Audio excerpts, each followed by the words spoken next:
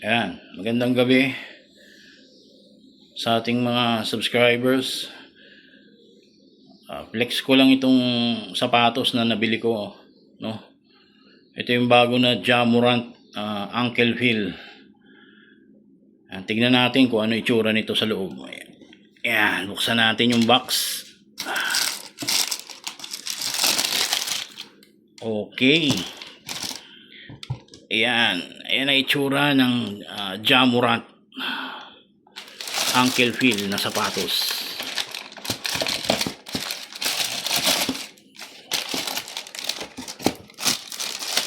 Ayan, kita nyo naman, di ba? So, ayan ang pormahan, no? Ganda. Tingkad ang kulay.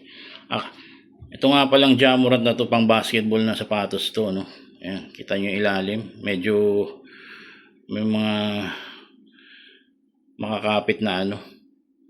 May logo yata to ni Jamorant eh. Yan. Dikit-dikit sila dyan sa ilalim. Makapit to sa semento kahit sa mga tabla ng mga basketball court. Yan. So, talagang pang basketball, no?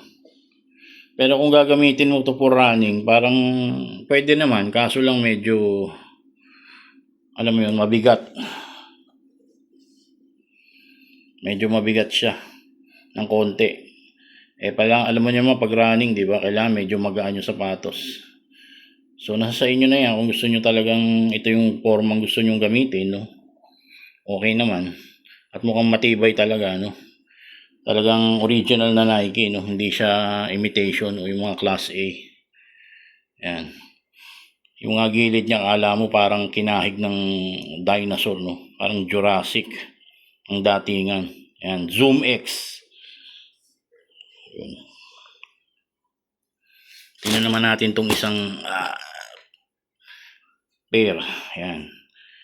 Yan, same lang sila, no? Size 12 nga pala to. Parang ito na yata yung pinakamalaki na size. So kung ang paa mo mga 10 o 10.5, huwag kang kukuha ng mga ganun o 11, dapat 12 kasi pag sinuot mo na to, medyo maliit na lang talaga yung allowance kasi medyo makapal yung loob niya eh. Makapal yung foam. Kaya medyo lumiit na yung size sa loob. Magbigay ka ng allowance ng mga content ka, mga yun nga 12, no? 10.5, 12 na kunin mo. Huwag kang kukuha ng 11 kasi parang ipit na yung paa mo dun eh.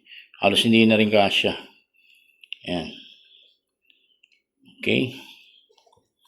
So sa mga nagbabalak bumili nito, no, meron naman ito sa online, no, sa mga Lazada, Shopee, no. Hindi ko naman ini-endorse yung mga yun. So nasa inyo na yan, no.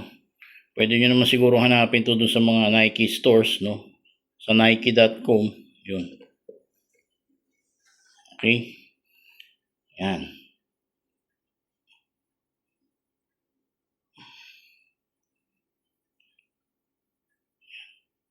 So, hanggang dito na lang.